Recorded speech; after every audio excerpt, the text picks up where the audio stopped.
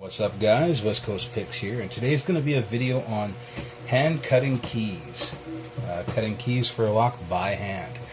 And as most of my tutorials go, this is going to be somewhat comprehensive, so it's going to take a little bit longer than actually cutting a key by hand, but I'm going to show you guys pretty much a bunch of different ways of doing things and try to fit as much information in this video as I possibly can. So to actually cut a key by hand without impressioning, what you're going to need is a lock that you have picked open and can get the core out of. So removable core padlock, or like this is a kick cylinder, or any kind of mortise cylinder or something like that that you can pick into and you can actually get the plug out of. You're going to need a blank key that fits the lock. This happens to be a Slag SC4. You are going to need, this is all bare minimum by the way, you're going to need a file. I like to use a round file, but some people use the triangular file. I'm going to be using both. You could probably do it all with just the triangular file, but I like to use the round file for actually cutting the bitting, and then I like to use this file, which could be a straight file too, just for finishing it off. And you'll see what all that entails in a minute here. You can also use these needle type files, but I prefer having full-size files myself. And that's pretty much it for mandatory stuff. Optional stuff is going to be, a pair of tweezers to make the pins easier to handle, a piece of newspaper to go underneath everything because it's going to be making a lot of a mess, a vise to hold your key while you file. You can do it by hand, but I prefer to have it in a vise. And a depth and spacing chart for whatever. Here's the Slag right here.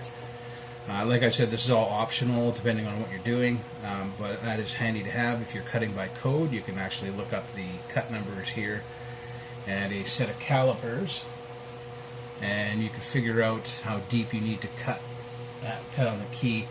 You can also find your spacing information. So your first cut, the center of your first cut is going to be at 0.231. The center of your second cut is going to be at 0.387. And you can just find the depth chart for whatever lock you're dealing with and do it that way. Like I said, it's optional.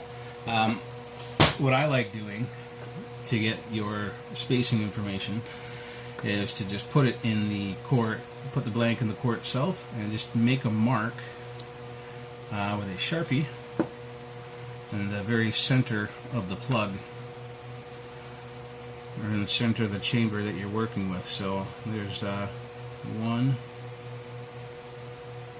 there's two, there's three, there's four. Try to get as close to center as you can. It's not super important, but try as hard as you can to get close to center. And then just redo them once you got it out, just to make sure. There is my spacing information. So you can either do it by the chart and a pair of calipers, or you can do it the method I just used on the plug, or you can grab another blank, or sorry, pre-cut key, and line it up side by side, and make sure the shoulder here, the indexing part, it's that little nub. When you put in any key cutter, you butt it up against there for proper index spacing, and mark the center of each cut. So you make sure they're lined up, and then just see there's a little flat part on the bitting here on a regularly cut key. If I get this thing to focus. There we go. So just try to line it up with the center, shoulder to shoulder. Make sure the shoulders are lined up, and you can see the way I did it is pretty accurate. So you got your shoulders lined up, and on the flat of each cut, just make a mark on your blank. So that's another way to do it, but I prefer the method that I just showed you guys. So basically all you do is you go in here and working on one pin at a time. I'm going to put it in the vise because it makes it easier. And I'm not going to bother putting paper down because I have to vacuum my tabletop anyway. So basically we'll go in here, cut for cut. We're going to start on one, and we're just going to make sure you can get your plug on the key without it interrupting with anything. So we're going to get in there, and we're going to start with pin 1. I'm just going to make a small file right on the line that I made. Try to be as accurate as you can. And then put your plug in. Make sure that your center, my focus is happening here. Make sure that the start of your cut is actually center.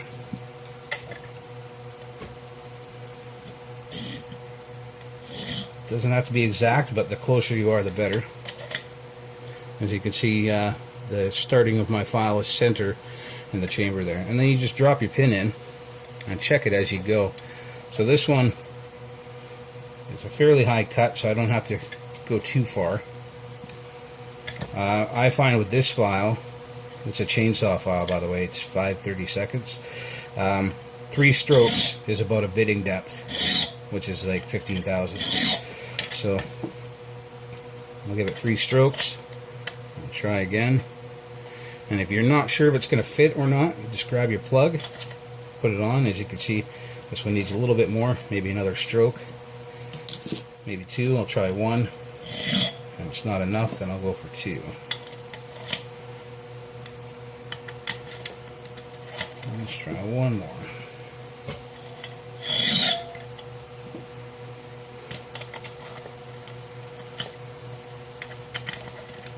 There we go. As you can see, it fits in there nice now. So that is pin number 1 done.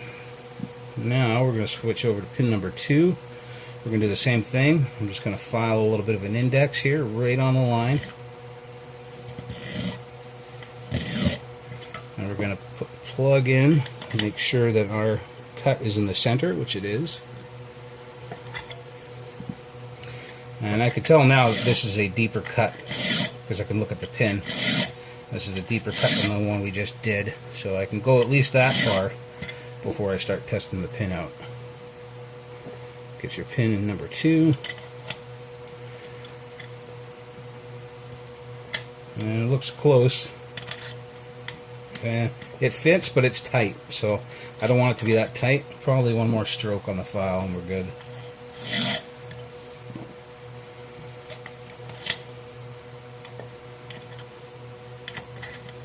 There we go, nice and smooth. So now we're going to go for number 3. And this is the deepest cut in the lock right now. So we'll do the same thing.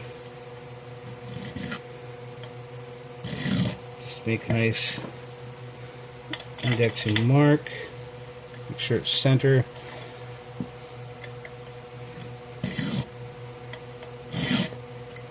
Keep it as close to center as you can get. So this one can go over a little bit more.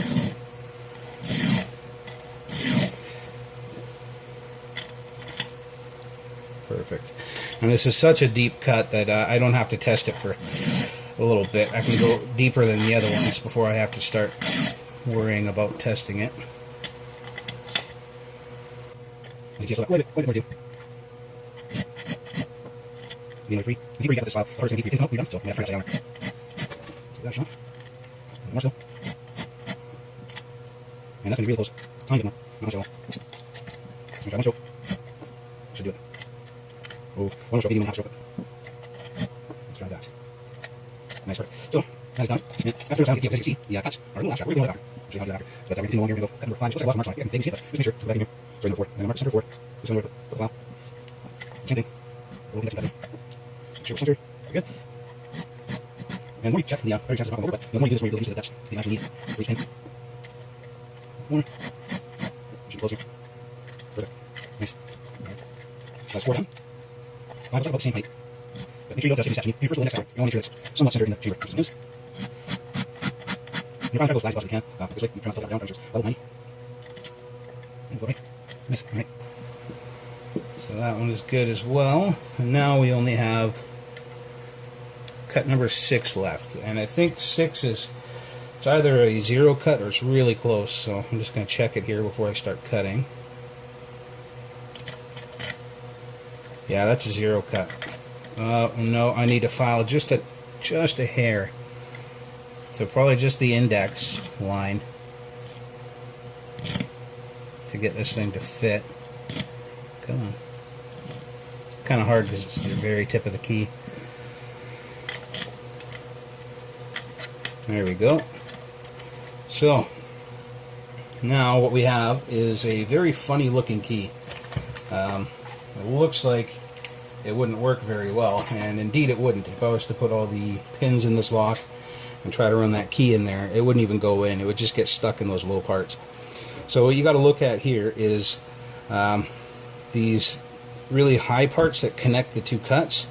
You want to knock those out and make as gradual of a slope as you can to the next cut. But the rule is you don't want to go more than halfway into the next cut. So when I'm taking this piece off right here, I don't want to go more than halfway into this cut, because that's where the pin's sitting, is at the halfway mark. So I want to just a little bit forward of the halfway mark, and you do that for all the cuts.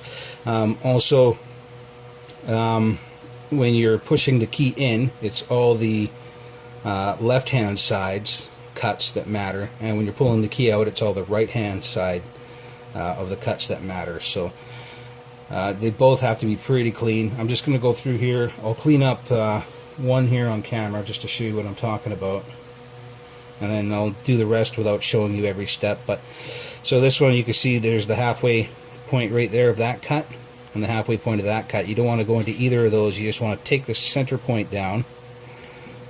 I'm going to get this in the vise. It's a lot easier for me.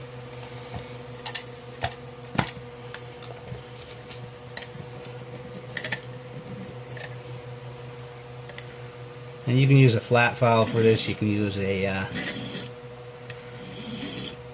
triangle file like I'm using here. Doesn't really matter. Just try to get it as close to a 45-degree angle as you can. And like I said, don't go more than halfway into that next cut. So that's the leading cut there. That goes into the next cut when you're putting it into the lock, and this one is going to be for coming out of the lock.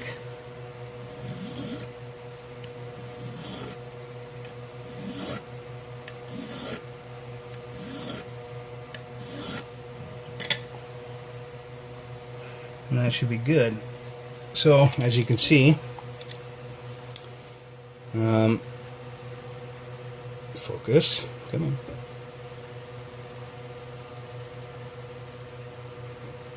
There we go. So as you can see, I didn't go more than halfway into that cut. I just stopped before the halfway mark, same as here.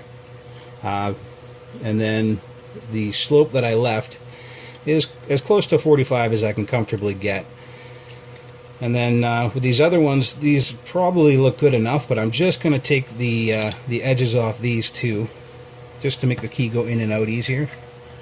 So basically you're just taking the mountains between the cuts down to make the key go in and out easier.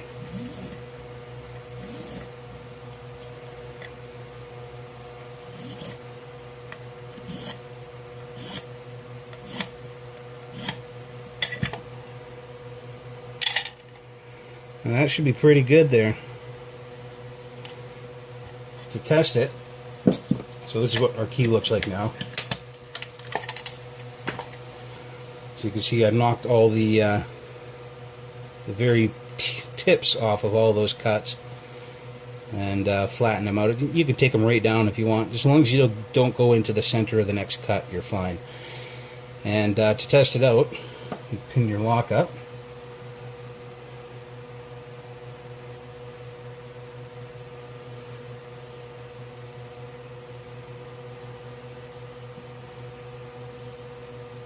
we should be able to put our key in and out without it sticking too much.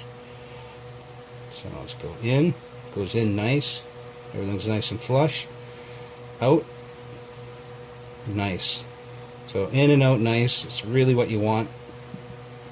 Another thing you could do is get a wire brush. Do I have one here? I do. You can get a wire brush or a wire wheel. If a wire wheel is better because it's quicker, but this will do the same thing. It's just a wire brush, brass wire brush, and or sorry, steel wire brush. And just give this thing a quick brushing. If you have a wire wheel, then it's a lot quicker. And that'll get rid of all the burrs and stuff like that and make it even smoother. So we go in, and we go out, and it works good. So now that's all that's left to do, guys, is pin this up as regular, and you'll have a working lock. Get your drivers in there. Remember, if you have any low cuts, like these first couple here and the last one, you're going to want a longer driver. You're going to want to make sure that your driver comes out past the shear line, just because you want it to come into effect. If your driver falls all the way down into that plug, then it's not going to come into effect at all, and you won't have to pick it. So you can see, number 3 is an overset trap in this lock. And I'm going to get this thing together, and I will be right back to show you it working.